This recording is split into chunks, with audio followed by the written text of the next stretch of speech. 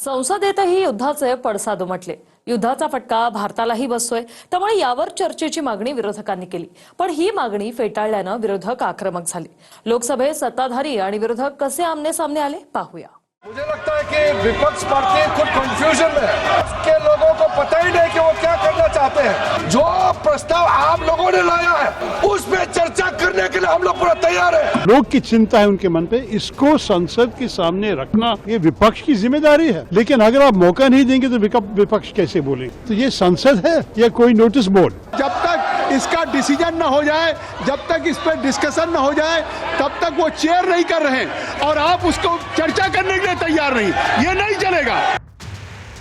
मध्य पूर्वेतल्या युद्धाचा फटका भारतात थेट इंधनावर झाला आणि यावरच चर्चेची मागणी विरोधकांनी केली। मात्र सरकारनं ही मागणी फेटाळल्यानं विरोधकांनी घोषणाबाजी करत पोस्टर झळकावले।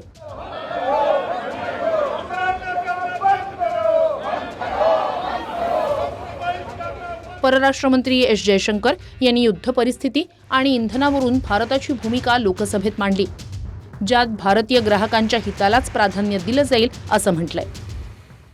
Government remains committed to ensuring that fully taking into account availability, costs and risks of the energy markets.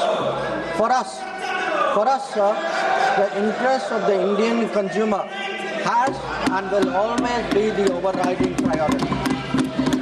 India is in favor of peace and urges a return to dialogue and diplomacy. We advocate de-escalation, restraint and ensuring the safety of civilians. परराष्ट्र मंत्र्यांच्या निवेदनानंतर चर्चेची मागणी विरोधकांनी केली। मात्र सरकारनं विरोधकांना त्यांनी लोकसभा अध्यक्षांच्या विरोधात आणलेल्या अविश्वास प्रस्तावाकडे बोट दाखवलं। एक प्रस्ताव पेंडिंग असताना दुसरी नोटीस देतात विरोधक कन्फ्यूज झालेत, अशी टीका मंत्री किरेन रिजिजू यांनी केली आहे। मुझे लगता है कि विपक्ष पार्टी खुद कंफ्यूजन में है। विपक्ष के लोगों को पता ही नहीं कि वो क्या करना चाहते हैं। आप लोग क्या एक परिवार, एक आदमी पूरा देश का महाराजा है क्या? इस देश में संविधान है।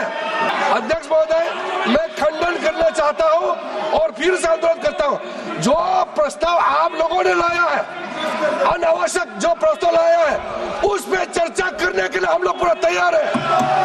आप हिम्मत है तो अभी शुरू करो, हम लोग चर्चा के लिए तैयार है। ये बड़े विषय हो रहा है।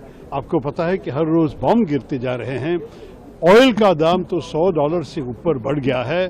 गैस कभी हमारे एलपीजी तो 60 रुपये से बढ़ गए 2 दिन पहले, और गैस आ भी नहीं रहा है कतर से और दूसरे देशों से। इस हाल में हमारे देश की एनर्जी सिक्योरिटी के बारे में, हमारे देश के विदेश कार्यों के मामले में, और जो भी हमारे लोग की चिंता है उनके मन पे, इसको संसद के सामने रखना ये विपक्ष की जिम्मेदारी है। लेकिन अगर आप मौका नहीं देंगे तो विपक्ष कैसे बोलेंगे? तो ये संसद है या कोई नोटिस बोर्ड?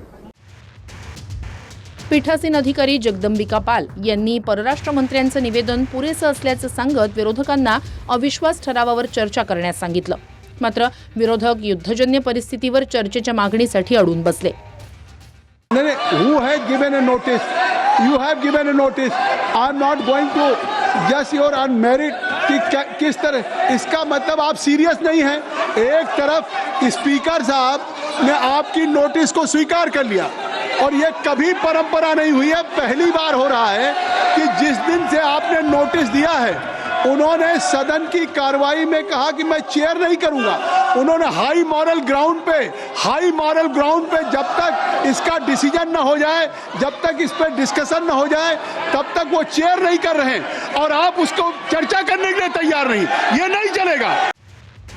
आधी 3 वाजेपर्यंत आणि नंतर दिवसभरासाठी लोकसभेचं कामकाज तहकूब करण्यात आलं। आता बिर्लांविरोधात आणलेल्या प्रस्तावावर उद्या चर्चा होण्याची शक्यता आहे। ब्युरो रिपोर्ट, TV9 मराठी, नवी दिल्ली।